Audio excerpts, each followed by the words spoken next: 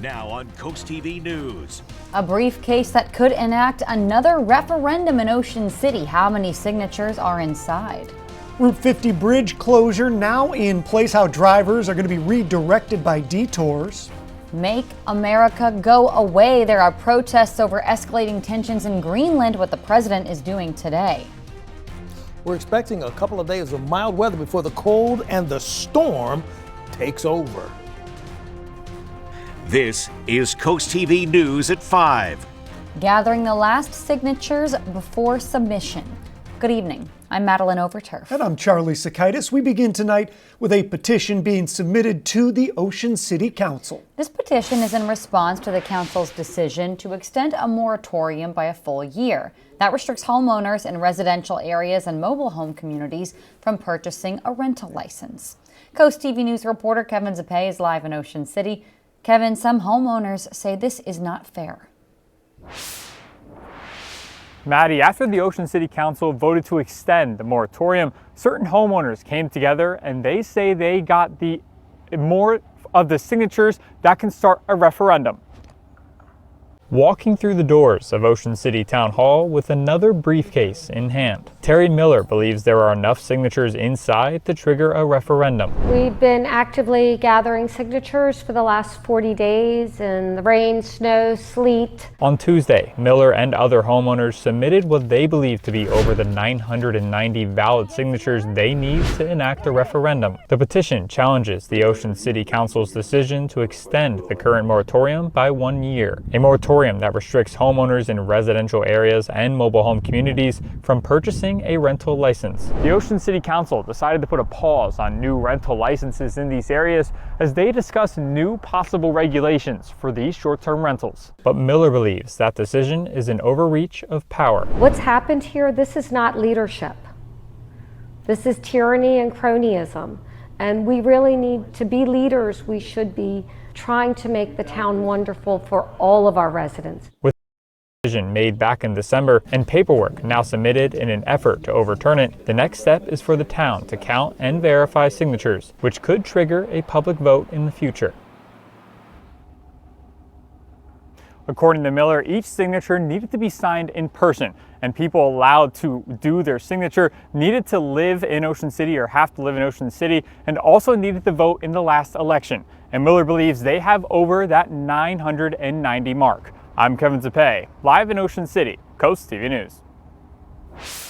Thank you, Kevin. And according to the town of Ocean City, if the Board of Election determines enough signatures are in fact valid, an election would be triggered. And until those results are decided, the moratorium would be suspended, meaning homeowners in those affected areas would once again be allowed to purchase rental licenses. As of right now, there are 341 short-term rental licenses in residential areas and mobile home communities. Also in Ocean City, the Route 50 bridge is closed until February 3rd. After that, MDOT says single lane closures will be in place until it's all done about a month later. You can see it all shut down there. Coast TV spoke with officials who say it's kind of a necessary evil. There's never a good time, but given the time of year, this is probably the least disruptive period they could have chosen. Much better that we get this work done now and the bridge is operational and safe for the summer. Now, there are detours in place. They direct drivers from 113 to Route 90 all the way down to Coastal Highway. This brings us right into our Coast TV poll. We want to know, how is that closure going to affect you? I'm curious to see the results on this one. Let's see. 83% say no impact, 7% say slight delay, and 10% say a major delay. And if you haven't voted yet, it's easy to do. Go to coasttv.com or use the mobile app. You can also leave us a comment. Taking a live look right now into Laurel as we check in with our chief meteorologist, Paul Williams. Well, the bottom line here is this. The plot continues to thicken as it pertains to the pending snowstorm that we anticipate over this weekend. And yes, I typically don't jump on the bandwagon this early, but this one's looking like a pretty sure bet. We're going to have to deal with some snow with this storm this weekend. In Ocean City right now, we're holding at 31 degrees. Now, for the next couple of days, it's going to be actually unusually mild before the cold and the storm steps in. So you have 2 days to prepare for the storm before it comes knocking on your door. Use those days wisely. 23 for tonight. Now, we are at 28 degrees in Long Neck, Millsboro, and Georgetown at this hour, so we still have plenty of cold in place. In fact, we're about 9 to 10 degrees cooler now than we were 24 hours ago. Still a bit on the breezy side for Chrisfield off the water for the small craft advisory there, and we have a small craft advisory that's going to expire quickly on the other side here. That'll stay in effect until 6 o'clock for this evening. We're not seeing much in the way of immediate snow on the horizon, but look at what it's going to feel like Wednesday morning. We're still going to wake up to 19 degrees in the morning time. And that's nothing compared to the cold that's on the way. Let's get a quick little preview just to kind of show you. Saturday, 9 o'clock, we're looking cloudy, but Saturday going into early Sunday morning at 8 o'clock, we're looking at snow enveloping the entire Delmarva Peninsula, and it sticks around for a few rounds before it moves out of the way. We'll talk more about this in more detail coming up in a moment. Till then, back to you. Thank you, Paul. Hey, in Maryland, Smith Island, Tangier Island area and the lower shore, the Patuxent River Naval Air Station was doing weapons testing today, so those could cause sonic booms. If you're not familiar with that, a sonic boom is when the aircraft breaks the speed of sound, resulting in a boom sound that's heard and felt widely. The Delaware Department of Justice has announced that a Lewis radiation oncologist has been arrested for child porn. 35-year-old Samuel Brewer was arrested on 25 counts of dealing child pornography.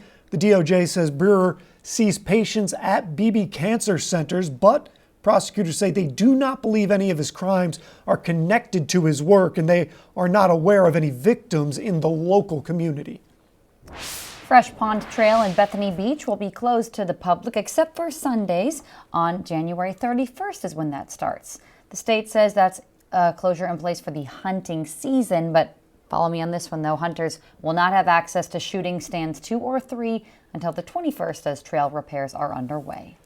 Local law enforcement leaders in Minnesota say some of their officers have been racially profiled by federal immigration and customs enforcement agents.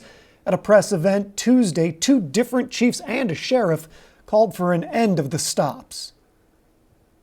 We know that our officers know what the Constitution is, they know what right and wrong is, and they know when people are being targeted, and that's what they were. If it is happening to our officers, it pains me to think of how many of our community members are falling victim to this every day. It has to stop. This behavior erodes the trust that these police chiefs have worked tirelessly for the last 5 years and theoretically the last 60 years to stop this exact behavior from happening. And those tensions in Minnesota come as tonight President Trump heads to Switzerland to meet with world leaders and business heavyweights at the World Economic Forum in Davos. Before departing the White House, the president touted to reporters what he sees as his top accomplishments as he marks 1 year in office. As NBC's Melanie Zanona reports, it comes as tensions continue to escalate with America's top allies as the president pursues acquiring Greenland from Denmark. 1 year from the day when he took office for the second time, President Trump touting his administration's accomplishments.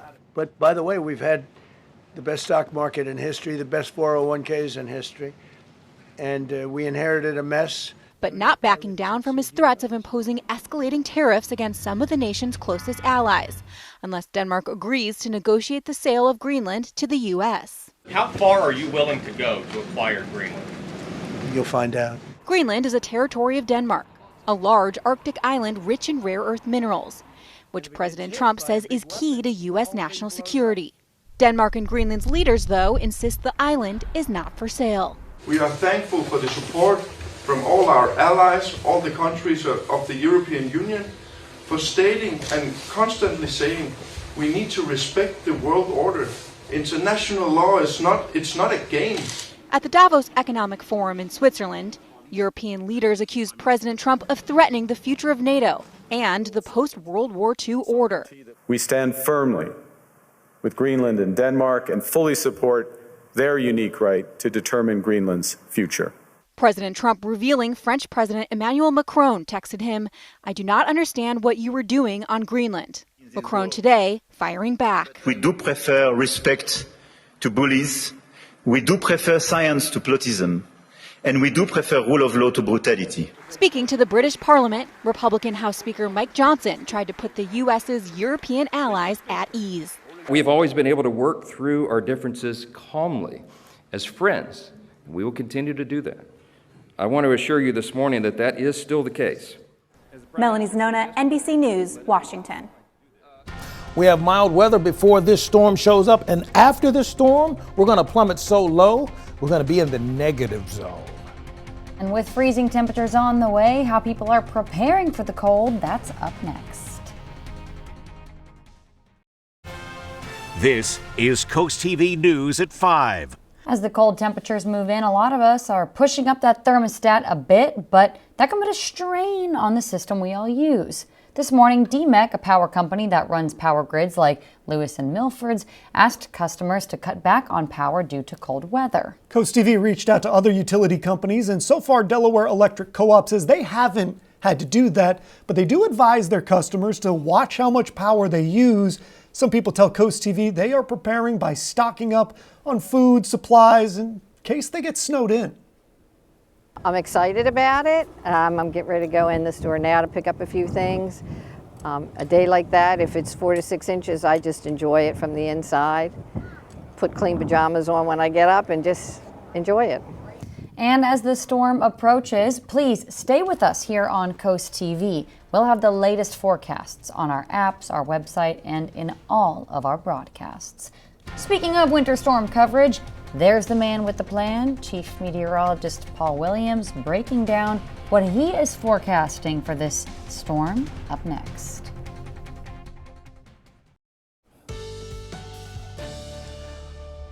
For the next couple of days, you will have the opportunity to prepare for the winter storm. A couple of mild days, but then after that, all bets are off for anything civil happening from Mother Nature.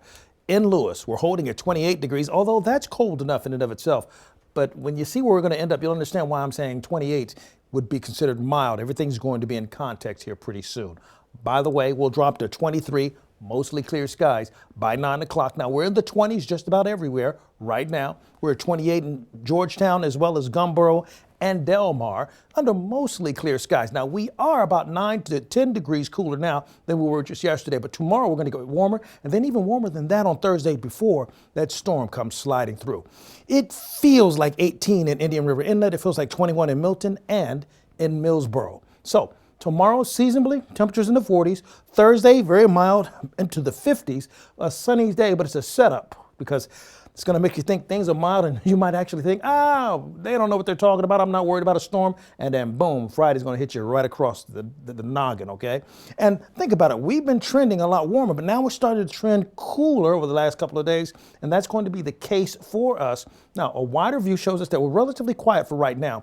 Wednesday morning to the afternoon. Winds are out of the south, which is why we're going to have a couple of mild days before the storm steps into the picture. And we could see a quick, brief shower overnight.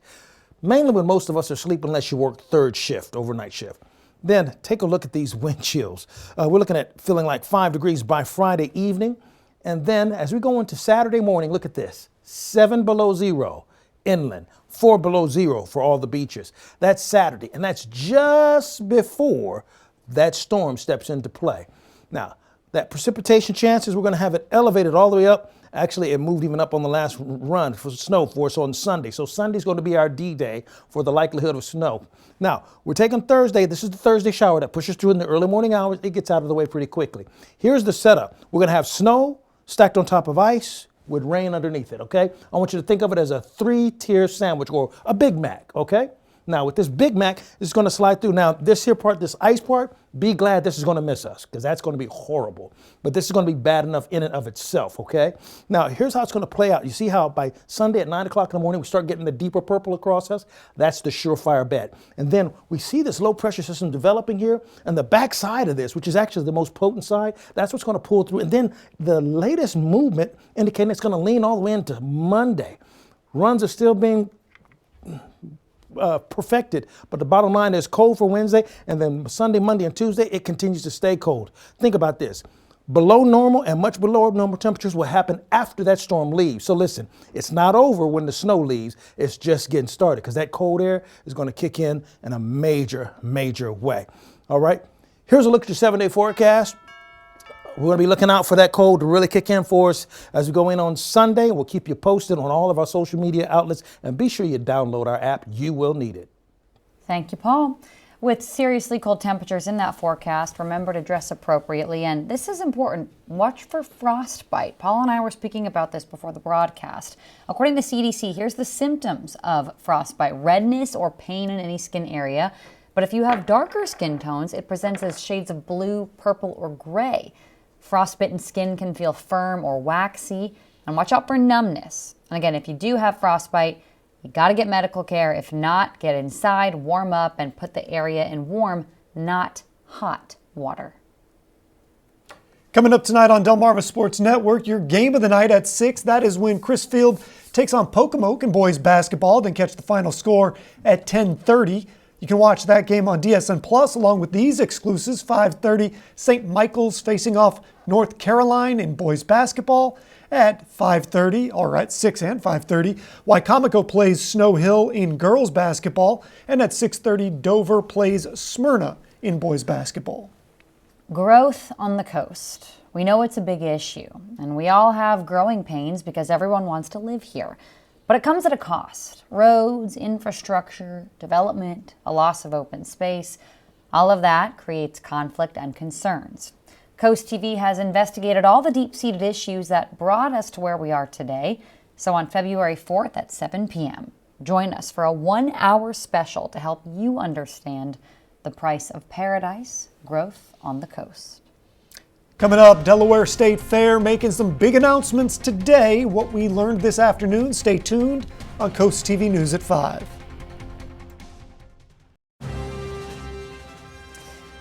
We are less than a month away for the Winter Olympics, which you can only see here on CoastTV. And short track speed skater Corinne Stoddard is part of Team USA. Tonight she discusses how sisterhood among her teammates helps her handle mental and physical difficulties. Right now, my eyes are on Corinne Stoddard. She needs to be fighting hard for one of these third fastest times. Right. I had a really hard time with my mental health, and that really opened the door for me in terms of understanding what other people have gone through. And she's down. Corinne Stoddard not able to get out of this first heat. Once I went through it, it changed my view on it a lot. I'm Corinne Stoddard. I do short track speed skating, and my hometown is Seattle, Washington.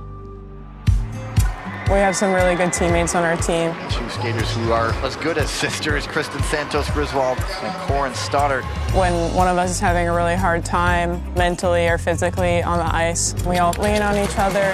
Stoddard had some late season struggles. She's come back fastest ever here to start off the season in Montreal. A lot of us just try to encourage that person and try to help them out as best we can. Stoddard from bronze to gold, USA 1 and 2. We work really hard as a team every day, and I think that brings us closer together. Knowing how each teammate works and what works best for them in terms of what you say to them and how their emotions will act is really important, I think. Don't forget the Winter Olympics run February 6th to the 22nd, only here on CoastTV. Ready for the State Fair? We know at least some of the performances. The Demolition Derby will be held on July 24th. Performances from Hudson Westbrook with Braxton Keith will be on July 27th. On August 1st, Men at Work with Toad the Wet Sprocket and Shonen Knife will also perform. As we take a live look outside into Ocean City, look at that gorgeous, beautiful sunset and canal there. We will have a final forecast after this. We're going to have the opportunity to kind of get ready for the storm for the next couple of days before the old man winter comes knocking, well, barreling through our door, so to speak. 25 degrees, Milford, and we'll drop to 21 by 9 o'clock under mostly clear skies. Small craft advisory is still active for us until about 6 o'clock this evening. Then the winds will begin to subside just a little bit. Our umbrella giveaway winner, Marie Hanna of Millsboro. Congratulations, you're our umbrella winner, courtesy of Paul Davis Property Restoration Experts. Now, be sure you download our app now that we have a snowstorm that's headed our way. Very important you keep up with what's happening. I've done an extended version of our telephone forecast for you, sponsored by Brugstead, Mendoza, and Federico. If you go there right now and call this number, 443-880-9100, you'll get the latest detailed analysis of what we're expecting going into this weekend. And finally, here's a look at your 10-day forecast. After the snow, the cold will be very, very dangerous. We'll keep you updated. Thank you, Paul, and thank you for joining us here for Coast TV News at 5. For more news, more local weather, especially this week, download our Coast TV News app. Inside Edition is up next. And we'll see you later tonight for Coast TV News at 6. Have a great evening.